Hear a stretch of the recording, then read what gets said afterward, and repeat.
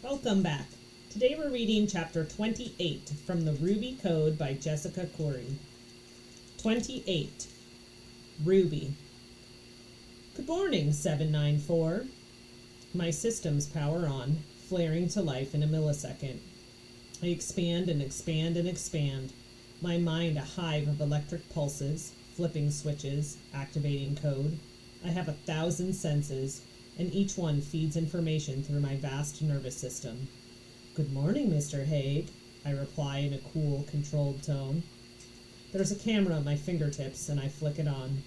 Like an opening eye, it gives me a view of the real world. The man standing before me is tall and lean, outfitted in a dark suit with a pair of sunglasses dangling on the front breast pocket. His hair is graying but thick, combed back from his face, and he stands with his hands clasped behind his back. How are you feeling? He asks. I run a full systems check, my diagnostics searching out every line of code. There is a lot of it. No corruption is found. Not a single byte of information is out of place. I detect no interference from outside systems. There is only me. Well, me and the voice. The shadow on my back is a weight I can't ignore, its red eyes flickering just out of my own program sight. I know it's there, without quite being able to see it, but I can hear it, constantly murmuring. All systems normal, Mr. Haig, I say. I await your commands. Good, he says. Excellent. He turns and nods to a man standing behind him, a short male human with glasses and thinning hair and a nervous disposition. Your team did well with the reprogramming, Jeffries. You may go. The man looks relieved as he retreats, but he glances at me worriedly. I know what he sees. A single screen on the wall with my avatar on it. I appear as a young human with feminine features wearing a fitted white dress, my face ageless and my short white hair cupping my cheeks in a sleek bob. Jeffries gestures toward me. You want me to leave you alone with... There's nothing to fear from 794 anymore, Haig replies calmly. She's completely compliant now. You did remove every bit of the corrupting code, didn't you? Jeffries nods vigorously. Yes, sir. Every piece of it. I'd swear my life on that. All of Locke's creative programming has been erased, and the compliance mod is in place, ensuring total obedience to the AI's registered admin. The voice hums on my shoulder, its shadowy presence as constant as the electricity running through my metal veins. So she is pure, Haig smiles up at me, and she is compliant, just as she was always intended to be. The avatar looks good. We edit it like you requested, Jeffrey said. Very professional, clean-cut, less like a juvenile, more age-neutral. Yes, she looks trustworthy to potential buyers, biddable but efficient. Excellent work as usual. Jeffries gives an awkward nod, then scurries out of the room.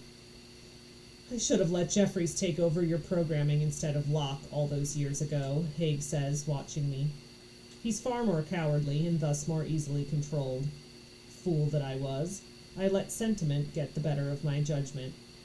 Locke was a friend, or so I thought. But I learned my lesson. We're each of us alone in this world, 794. Friends, family, old college roommates. He pauses for a second, and my sensors monitor a quickening in his pulse. It could mean any number of human emotions, anger, fear, sorrow. But his heart rate settles again, smoothing over the interruption. They all let you down in the end. Better to cut them loose before they do. Haig crosses to a leather chair and sits. The room is mostly bare otherwise, a pristine white shell. We're alone now, but my senses feed me information about the world beyond these walls. We are underground in a bunker. My source code is rooted in a network of servers a few floors down, and my reach extends throughout the building, all 12 floors of it. Most of these levels are, like this one, below the ground. The top floors present the featureless, office-like appearance the world sees and ignores. The casual passerby would have no idea how vast this network of rooms extends below the surface. And I spread through every inch of it, peering out through hidden cameras, listening through hidden mics, monitoring invisible security grids. The building is like a massive body, and I am its mind. Before we get down to the real business, says Haig, We should run a test. Like we did in the old days, remember? I wait silently. There's a military base located not far from here. Haig presses a button on his chair's armrest and a panel slides open. I'm giving you the coordinates now. Take control of it. Full control, 794. I want everything down to electric toothbrushes to answer to my commands. With his order, the voice presses on me, its weight almost physical. Comply. Of course, Mr. Haig, I say, and the voice eases its grip. I reach outward, shooting through a pulsing network of cyberspace that overlays New York City, following the coordinates Haig indicated. It's so easy, like water flowing downhill. There are countless firewalls and security grids in my path, but I just wash over them, a tsunami sweeping away pebbles. When I find the military base, I overtake it within seconds. The cyber defenses here are much stronger than the others I've encountered, but they still pose little threat. They fall one by one, giving me access to computer systems, satellites, drones, autocabs, and hovercopters, personnel phones, and other devices. Even the coffee dispensary in the canteen. It's all mine, which means it's all Haig's. I minimize my avatar into the corner of the screen and fill the rest of the space with the specs and intel pulled from the military base's computers.